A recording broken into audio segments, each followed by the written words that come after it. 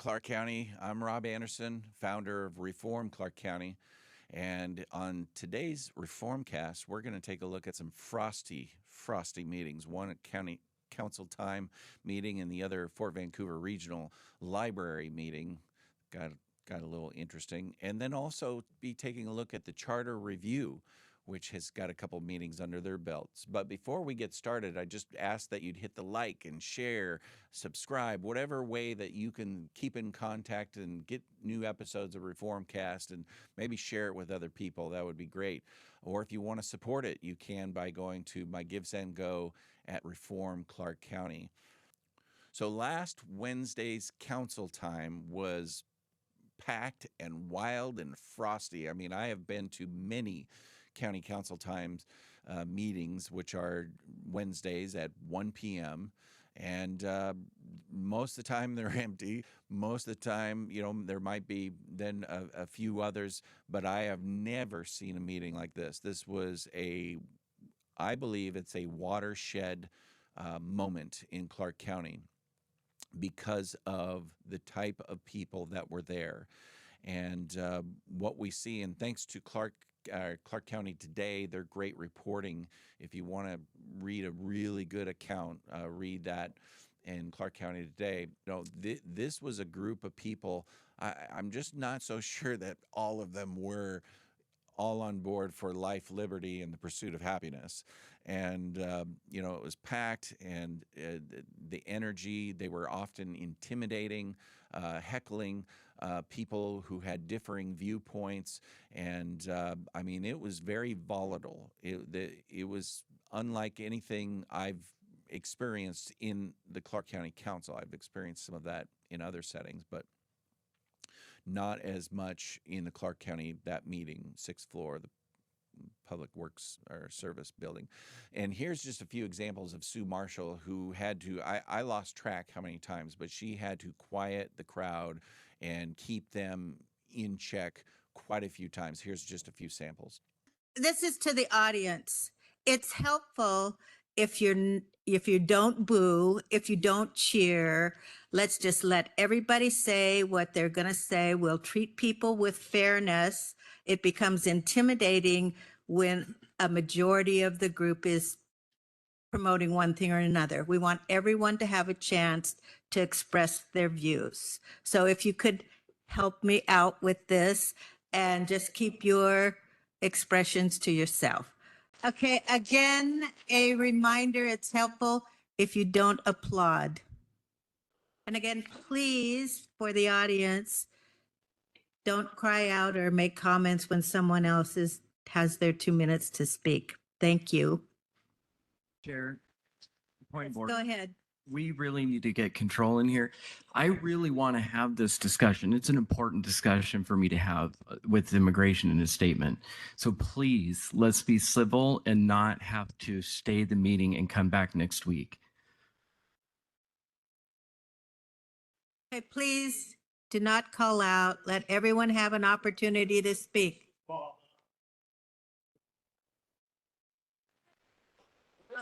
Okay, please keep your applause. Okay, please, that's not helpful. And please, in the audience, could you please be quiet when someone else is speaking? Okay, please be quiet. So it was pretty amazing, the patience of Sue Marshall and in the council, really. Even though I wonder if it would go that far if it was reversed, if it was 95, 98%, conservatives and the other side. I would hope that fair treatment would happen, but I have my doubts. But here's just an example of one of the speakers. Now, this is probably one of the stronger ones, and kind of, I don't know if he was joking, but maybe was one of the many leaders that were there, organizers. Hello, my name is Sophia, and I am the Clark County Antifa protest funder and event organizer. I'm speaking here on new business item 5.2, the council's discussion on the Clark County immigration statement. Our nation was built by and upon the backs of immigrants. This isn't news. We know this. The martyrs of the Haymarket incident, who were all publicly exonerated after 5 of them wrongfully executed, they're the reason you have your 8-hour workday, right? They're the reason all of us do. They are an integral part of our community. Across the country, we are witnessing in real time, in many cases, the public execution of citizens by ICE. There have been 9 deaths in 2026 alone. 9. Just last December, we watched one of our community members be physically run over by this agency in Vancouver, Washington. Clark County's statement on immigration needs to be one that protects its community members, as well as one that acknowledges their sacrifice and their hardships. Allowing the FBI to sit on county-owned lands, knowing that they are currently targeting immigrants and activists who are protecting our community and its valuable members, has to end. We are witnessing the rapid rise of fascism in this country, and it's only a matter of time before that unrest that we see on the news lands here on our doorsteps. Do the right thing, include explicit language not only stating county property will not be used to support ICE, its agent, or activities, and take these lands back. Fuck ICE, fuck Kash Patel, fuck Donald Trump, Okay, fuck fascism. And you know what? no Fuck profanity. Obama too. Also, here's a script that was being handed out to people. In the Clark County Today article alludes to someone handing out scripts to people before they came in. This is a copy of that. And through some research, I see that Indivisible Greater Vancouver most likely was the originator of that script. And they were organizing, and they were putting out several days ahead of time to encourage people to show up, and hats off to them. They did a good job. They pretty much filled the room. I'm also here as a member of Indivisible Greater Vancouver Planning Team. Our No Kings events have brought out thousands of residents concerned about the lawless nature of the current national administration. And so they had their scripts, they had their talking points, and they were sharing those things. And and so this Indivisible Greater Vancouver, which they've opened up a North County chapter in Clark County, they're in it to win it. They're here for real, and they're highly organized. I looked on their website or on their Facebook page and saw that they are planning activities almost daily. So they are on the march, and they have close ties, connections to DSA, to Democratic Socialists of America, and pretty far left groups. Now, the Indivisible parent group, as in on the national level, is very heavily funded by George Soros and those kind of groups. Now, the local ones claim to be more grassroots, and maybe tend to be. And that's the beauty of Marxism is that once you train Marxists, they know what to do. There doesn't have to be a lot of connective tissue to the central leadership. They can really go grassroots, and that's what we're seeing happening here in Clark County, where they are in full force. And then also there was another flyer that was being handed out. In fact, they are promoting, or a group, I don't know if it's Indivisible, it looked like maybe a separate group, was promoting this January 30th strike, walkout, boycott. And they're trying to get workers and students to boycott. So we'll see if that happens, and if it's being reported as a student-led. If it is, that's not true, because what we see at the bottom of this flyer are groups that are pretty much Portland-based groups that, for example, PDX CD, PERC Oregon, Revoke ICE Permit PDX, About Face PD. So these are very much tied to Portland, pretty far radical anti-ICE groups, and they definitely have a message to put out, and so they want to organize, and they're here now. They made a big presence in this meeting, as well as Indivisible. I would say that those were the two main groups. There's probably more. that were represented there, but those are the ones that I could really identify. And, their common message was that of, hey, the recent Vancouver resolution that was put out on January 20th that denounced ICE and DHS mainly, that doesn't go far enough. That's what this group really wanted. That was in their talking point, and that's what many of them said, is that they wanted it to include the FBI. They wanted to include, other groups. And, what's going on here is so if you capitulate, if the Clark County Council goes along with this, and if you say, okay, ICE is bad, DHS, now I want you to say FBI is bad. Oh, okay. So if you go along with that, then pretty soon you're being marched down in a situation where you're going to, trust me, you will have to denounce, the Clark County Sheriff's Department. You'll have to denounce the Vancouver PD. You'll have to denounce anyone that you see is not on board and that you don't control. And that's where this is going. So it's just bringing us back. It's a slow march to, ACAB days. All cops are bad. That's the clean version of that. But that's what they want. They want you to include FBI, and then it's a local. Hey, anything tied to Camp Bonneville, and since you did that, then blah. I mean, pretty soon it's 2020 2.0. Like we're back at that thing, and it's all cops are bad movement. That's where this is going, and so I just here's my comments that I shared that I think made a lot of sense. Greetings, Councilors. Rob Anderson here. As you consider an immigration-related resolution, particularly if it's similar to Vancouver's, I offer several concerns for your consideration. First, we share common ground. I don't want families living in fear, children traumatized, or residents hesitant to call 911 or report crimes.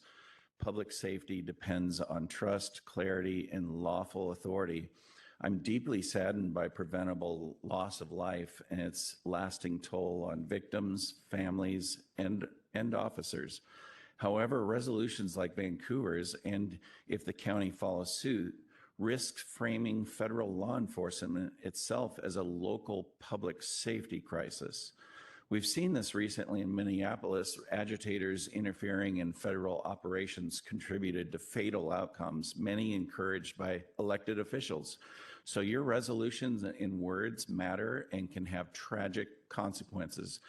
Consider after Vancouver's resolution, the police chief had to put out a video publicly begging residents to stop interfering with unrelated criminal warrant executions, creating confusion that's not theoretical, but real and dangerous. Before putting all the blame on federal policies, you must look in the mirror and see that your blanket non-cooperation or sanctuary policies don't eliminate enforcement, they displace it from controlled settings like jails to neighborhoods, increasing instability and harm. You and state policies are enabling the conflict, and maybe that's what some of you want. Finally, each of you swore an oath to uphold the Constitution, including the Supremacy Clause. Local governments cannot exempt themselves from lawful federal enforcement simply because they disagree with federal policy. Thank you for your consideration. So as I stated in my comments, so right after Vancouver put out their statement on January 20th, just a few days after that, the Vancouver police chief had to come on and make this video.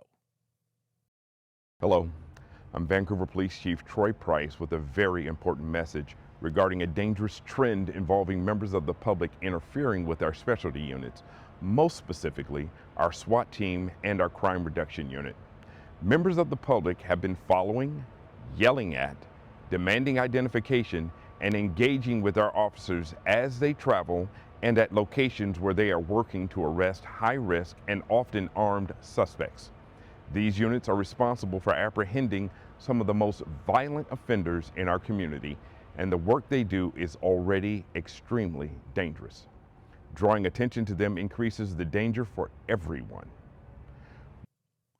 So as I stated in my comments, when the city of Vancouver put out their resolution on January 20th, just a few days after that, the police chief had to go onto social media and put out a video begging people to stop interfering with activities with their special units that are going after hardcore criminals and, conducting warrants and all this other stuff, that people were following them, they're interfering, it's a mess. And that's what happens when elected officials throw gasoline on a fire, when they put out statements, denouncing and all of this kind of stuff.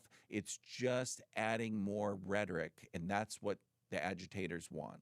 That's what Indivisible wants. That's what the radical PDX anti-ICE groups want. They want more gasoline thrown on this fire, and it's just pretty wild. And so, they tried to make the argument. Then a guy got up and kind of said, well, he was just really talking about the uniforms and how there's confusion there, that ICE is wearing similar uniforms or something like that. And so they, the video did include a section that showed like the difference between the uniforms. And I'm like, this is a red herring argument, because they're all law enforcement. They're going to have similar uniforms. They're all going to look kind of alike, because they're going to have a lot of similarities on this, but yet they're making this red herring argument that somehow, this is really the heart of it. No, the heart of it is that people are interfering with police activity, and quite frankly, that's what they want. That's what they want in all of this. They want that kind of confrontation, and they want that kind of disruption.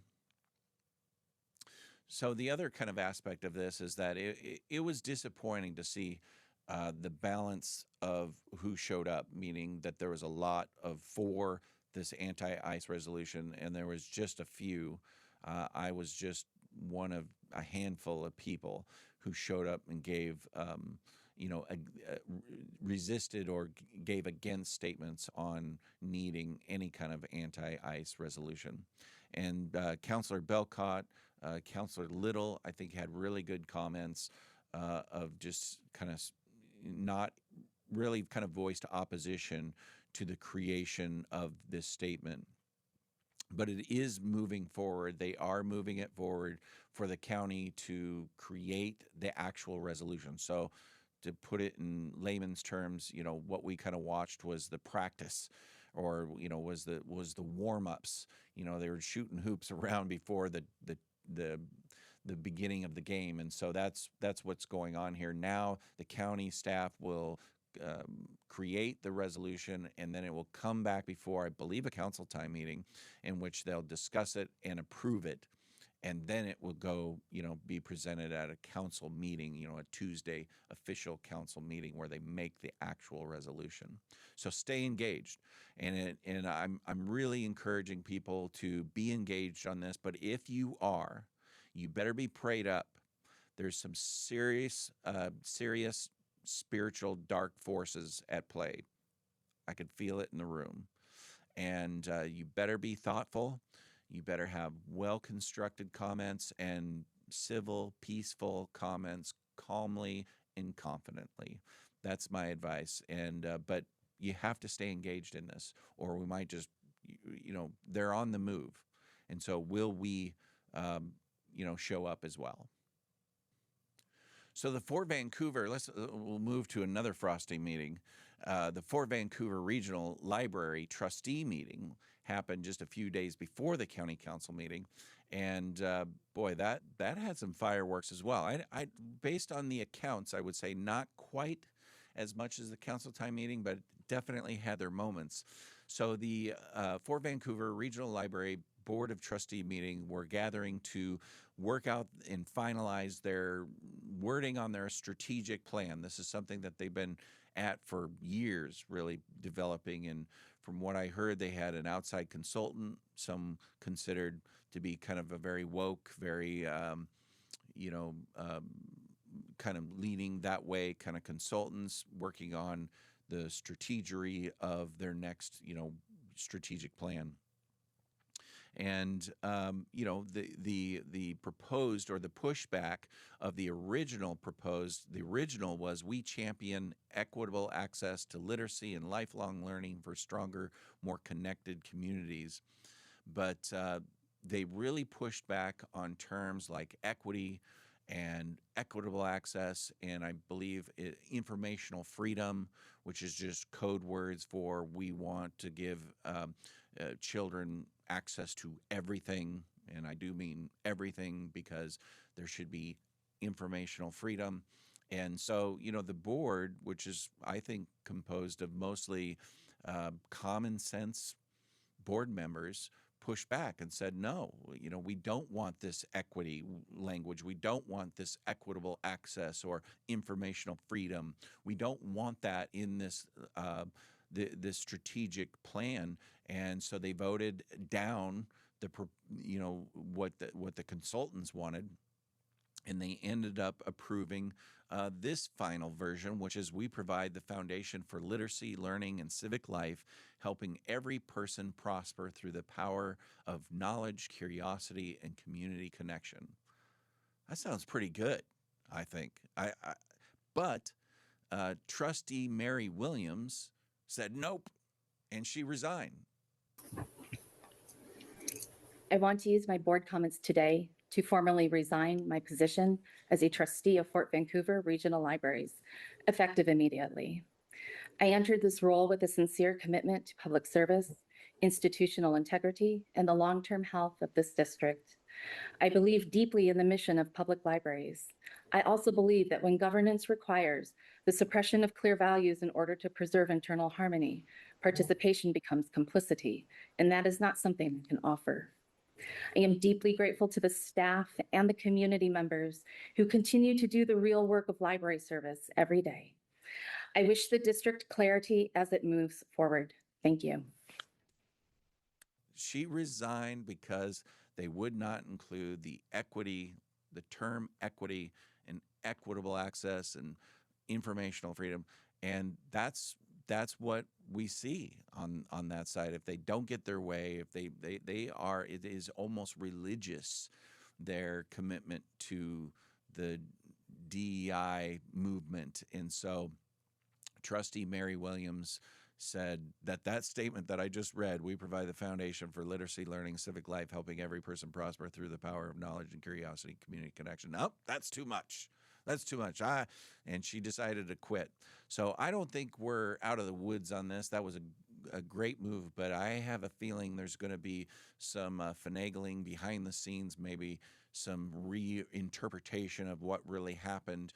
So we'll keep an eye on this for sure and want to stay engaged. Maybe I'll have someone on to kind of go in depth a little more. We'll talk about what's going on, because those battles, those are important, because they are providing direct services to our children and families in our communities. So we'll keep an eye on this. So lastly is the Charter Review Commission has now met a couple of times, and so far, so good. So the Charter Review, as you know, the first time that conservatives, Republicans have taken control of the Charter Review Board. Last time in 2020, it was fully dominated by Democrats, endorsed Democrats. And you're thinking, wait a minute, Rob, aren't those nonpartisan positions? Yeah, well, that doesn't really matter, and it didn't matter in 2020. But so the Republicans and conservatives have a 1-vote majority on the Charter Review, and they are holding the line. For example, on the bylaws issue, so the PA, the prosecuting attorney's office, and the county manager got together and they formed their own version of bylaws, because that's one of the first things they have to do is adopt bylaws. They created their own version of bylaws outside of any public meeting, open meeting, and gave it to the Charter Review members and said, hey, yeah, just work from this. And, our side, the conservative Republican side, said, whoa. We'll do that only if we want to see all the documentation. We want to see what changes, because you've been there. Like, if you get a document and there's been changes made, and you don't have access to the old one, and you don't know line for line tracking changes of what has been changed. It's very difficult. It can be very challenging. And, I don't know if it was intentional, but that's what was tried. And, the conservatives, the common sense people said, we want to see the track change. We want to see that ourselves. So they got that. And then also, it was pretty historic. So last time there was a co-chairs because the Democrats fully controlled it. So chair, they wanted to kind of divvy that up. And this time it is a chair and vice chair, and Republicans control those. So Brandon Erickson, who's a Republican, ran on public safety issues, a lot of common sense, I believe, balanced budget amendment, some other things like that. And then Duncan Haas. So Duncan's the vice chair. Brandon Erickson is the chair. And it's this is pretty exciting. Now granted, you might watch it. They're 2-hour meetings, and you would probably rather watch, paint dry. But trust me, these meetings are more important than almost anything else that's going on. Why? Because they are going to shape amendments that could be on your ballot that will impact decades of Clark County. And so, phase one campaigns, candidates, that's over. We were successful, just barely. And now we're in phase two, the beginning of phase two, which is the commission work. And that's where these amendments are going to get worked out and need to come out. And then we have phase three, which will be when those amendments go onto the ballot, and we'll have to get those across the finish line. So there's a lot of work still to be done. So keep engaged, and let's watch what happens. So that's this episode for Reformcast. I hope you enjoyed it. If you did, hit the like, share, subscribe, whatever you can do to stay connected to this so that you can see future Reformcast episodes. And also, if you want to support it, if you like it this much, please support it. Go to my Give, Send, Go page, which is Give, Send, Go, and then Reform Clark County. Or you could just email me, and I'll give you other instructions at rob@reformclarkcounty.com. See you next time, and remember, you are the catalyst for reform.